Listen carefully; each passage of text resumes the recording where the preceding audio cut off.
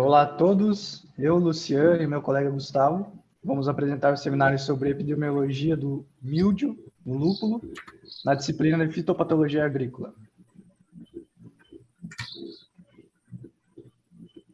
Sobre o fitopatógeno em questão, o míldio, essa doença é causada por fungos da família das Peronosporaceae, que agrupa cerca de 7 gêneros e mais ou menos 600 espécies, entre elas as que produzem os bolores azuis e os míldios. Ela ataca os órgãos das plantas, formando uma camada pulverulenta, que dá um aspecto de farinha. Suas hifas costumam se desenvolver entre as células das folhas, flores e frutos, onde formam um micélio, que é um conjunto de hifas, mais ou menos denso. Os fungos que causam míldio reproduzem-se de forma sexuada, e sua propagação se dá mais rápida em condições de tempo úmido. Daí na imagem a gente é possível ver algumas lesões do míldio nas folhas do lúpulo.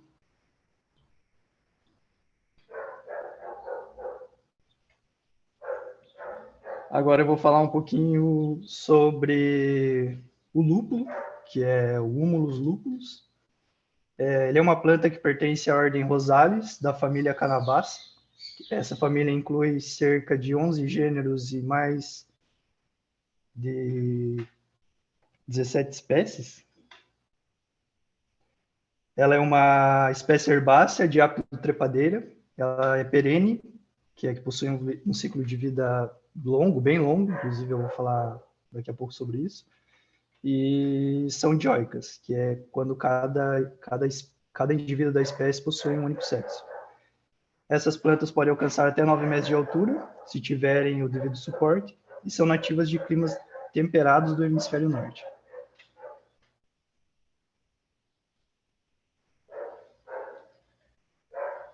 Nesse slide eu vou falar um pouco sobre a cultura do lúpulo. Essa cultura precisa de tutoramento, que é ter um suporte, né, como haste, pequenos postes, etc., para ela poder se desenvolver. A latitude ótima de cultivo é entre 35 e 55 graus norte e sul. Daí isso seria mais ou menos a região norte dos Estados Unidos, sul do Canadá, uma porção central da Europa, aqui para o hemisfério sul, a região sul em si, o Uruguai, sul da Argentina, do Chile, e daí Austrália, alguns países assim. Uma planta de lúpulo pode viver até 50 anos, mas na produção elas são substituídas entre 10 e 20 anos. Ela é exigente em horas de exposição de luz, mais ou menos 14 horas em média, principalmente na estação de crescimento. Elas têm preferência por climas moderados, até porque ela é de clima temperado, né? E comercialmente a parte de interesse são as inflorescências femininas, que possuem a lupulina, que é uma resina específica, que a partir dela são extraídos compostos que conferem amargor e os óleos essenciais que agregam ao sabor. Aqui nessa foto a gente tem um exemplo de cultivo do lúpulo, dá para ver os postes, os hastes e a maneira como ele se comporta, crescendo, né, tipo trepadeira. E nesse slide mostra a relação da doença, o míldio, e algumas variedades de lúpulo. A primeira variedade ali é o Chinook, que tem origem nos Estados Unidos, e ela é suscetível ao míldio. A segunda é a variedade Sass, oriunda da República Tcheca, que tem uma suscetibilidade variada. A terceira é a variedade Hallertau, alguma coisa em alemão, que possui uma resistência moderada. A quarta variedade é a Bullion, do Reino Unido e dos Estados Unidos, que possui resistência à infecção da coroa e foliar. A quinta é Brewers Gold, que é da França/Alemanha e é tolerante igual à anterior. A variedade Cascade, também americana, dos Estados Unidos, e também é tolerante como as outras duas. E por fim a variedade Cluster, também americana, e ela é suscetível à infecção por míldio. daí o Gustavo acredito que vai falar, tem uma infinidade de variedades de lúpulo, além dessas, né? Essas é que a gente encontrou para colocar nos slides. Agora, quem assume é ele. Bom, eu vou continuar só em relação às variedades. Hoje, elas, no mundo inteiro, já estão somando aí cerca de mais de 200 variedades catalogadas. Então, cruzamentos são feitos objetivando alcançar propriedades da planta através do melhoramento genético. Então, variedades cruzadas entre essas acabam sendo desenvolvidas ao longo dos anos, por ser uma cultura que já tem uma domesticação já há muito tempo. Já existem várias variedades no mundo inteiro. Em relação ao mildio no lúpulo, o mildio, então, ele é causado pelo fungo Pseudoperonospora humuli. Ele pode afetar toda a parte aérea e também as raízes e a coroa, como já foi comentado, que é o conjunto de rizomas e também raízes da planta. Esse é o que acaba sendo perene. A parte aérea, todo ano, ela acaba se renovando. A parte perene é somente a coroa. O mildio é uma doença policíclica. As infecções primárias ocorrem principalmente ali na copa, e acabam tendo aspecto de folhas verdes amareladas, os internódios entre cada ramificação das folhas, elas são curtas, certo? Acabam ficando curtas, e ao retardamento do crescimento da planta. Infecções secundárias têm os sintomas aí semelhantes aos primeiros, mas eles infectam ramos secundários. Em seguida, tornam-se ocos e necróticos. As inflorescências apresentam cor marrom. As inflorescências são essas que aparecem como fundo da apresentação, e acabam ficando marrom escuro e começam a cair. Também há um certo impacto nos óleos essenciais também. E os métodos de controle, os preventivos, segundo os autores Garrido e Sonego, são basicamente a aeração, insolação, espaçamento, a adubação, poda de formação e evitar a alta umidade no baixeiro. Algumas dessas características que por muito tempo teve algum impedimento dos produtores de trazerem a produção de lúpulo para o Brasil. E também métodos de controle são cultivares existentes, como a gente acabou de comentar, como a Challenger, é uma variedade resistente, a eliminação de plantas voluntárias, eliminação de folhas basais de até 1 metro, para então dificultar esse contato dos inóculos com o chão, né? Ali na coroa, fungicidas sistêmicos em épocas apropriadas. Vale ressaltar que o Brasil, por ser uma cultura que já está sendo profissionalizada há pouco tempo no Brasil, hoje ainda não existe nenhum produto, nenhum agrotóxico registrado no Ministério da Agricultura, próprio para o lúpulo. Então, hoje, a utilização desses produtos específicos, hoje, ela não existe, então não pode ser feita. Alguns produtores têm utilizado calda bordaleza após alguns períodos de chuva. Aqui nós temos um fluxograma em relação ao ciclo de desenvolvimento do mildio no lúpulo, né? Então, bem característico de uma doença policíclica. Então, aqui, em relação aos ramos emergentes na primavera, Isso válido para o hemisfério norte, por ser uma região que já tem há mais tempo essa cultura. Então, eles acabam emergindo na primavera, os esporângios emergem, e a esporângia na parte de baixo, na parte abaxial da folha, do lúpulo, acaba emergindo e libera os esporangióforos. Após essa liberação, os zoósporos são liberados do esporângio maduro. E, a partir disso, os zoósporos infectam as folhas, os cones e os ramos, nessa fase.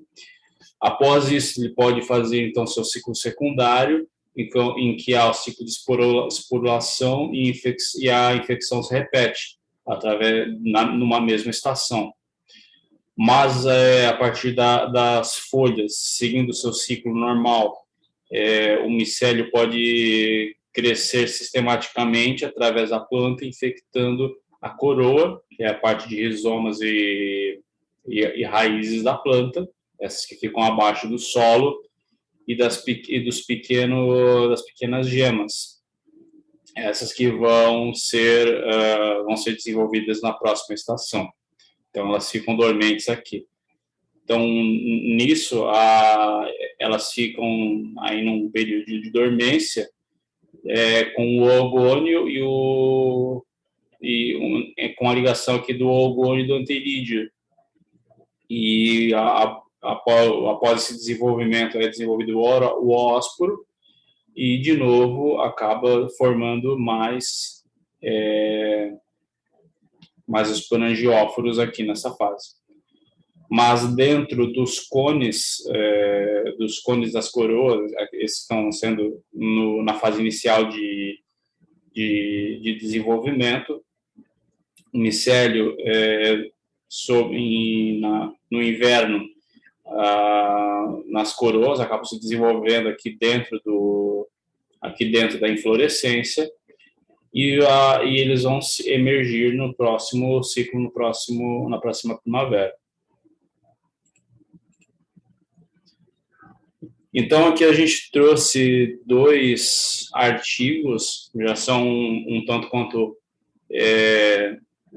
antigos, mas em relação à epidemiologia do lúpulo no Brasil, por ainda ser uma cultura de estudo recente no país, ainda não há tantos estudos especificamente em relação à epidemiologia do míldio no lúpulo no país. Mas já existe uma boa bibliografia no exterior, principalmente nos Estados Unidos, Alemanha, até na Austrália e até mesmo na África do Sul, sobre o cultivo do lúpulo e especificamente sobre a epidemiologia. Então, Scotland, em 1983, esse e o próximo estudo, ambos da Sociedade Internacional de Fitopatologia, da revista internacional, estudou um pouco sobre o controle do Downy Mildew, que é o mildew mesmo, no lúpulo, na cultura do lúpulo. Então, ele descreve que o mildew é dormente, em forma de micélios, como a gente já comentou, dentro das inflorescências da coroa infectada, e se espalha na inflorescências e brotos. Em regiões áridas, os zoósporos são exceções raras. Por isso, no exterior, muito da cultura acabou migrando para regiões áridas em específico, com baixa umidade. Então, lá elas são exceções raras, os zoósporos em cones infectados. A fonte de inóculo primário são os brotos infectados, com entrenós curtos, folhas viradas para baixo, a parte abaxial, de cor verde amarelada, e são chamados de basal spikes, ou espículas basais. A formação dessa